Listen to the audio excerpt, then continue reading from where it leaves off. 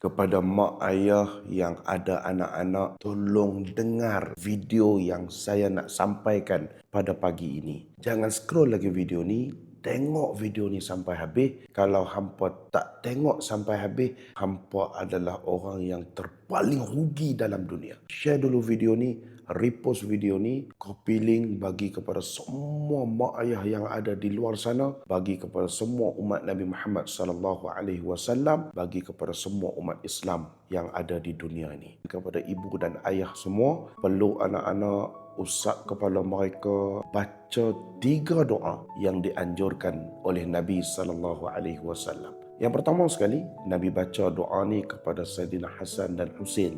U'idzu bikalimatillahi tammah min kulli syaitanin wa hammah wa min kulli ainin lammah. Aku berlindung dengan namamu ya Allah daripada setiap gangguan syaitan, daripada binatang yang berbisa, daripada setiap mata yang memberikan pandangan keburukan.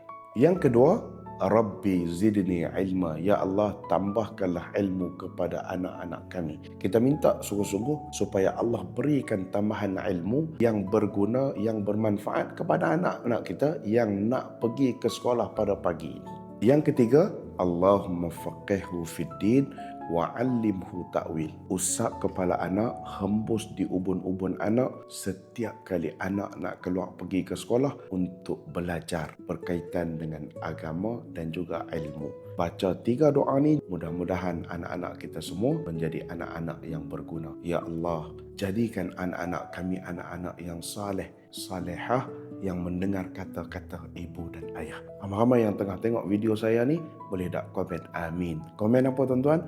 Komen amin. Ya Rabbal Alamin. Saya doakan mudah-mudahan anak-anak kita semua diberikan kebaikan, kecerdasan dalam mereka mencari ilmu. Percayalah, anak-anak kita mengharapkan doa daripada ibu dan ayahnya. Betapa kuatnya doa ibu dan ayah ini sehingga boleh menyebabkan anak kita berjaya dunia dan akhirat.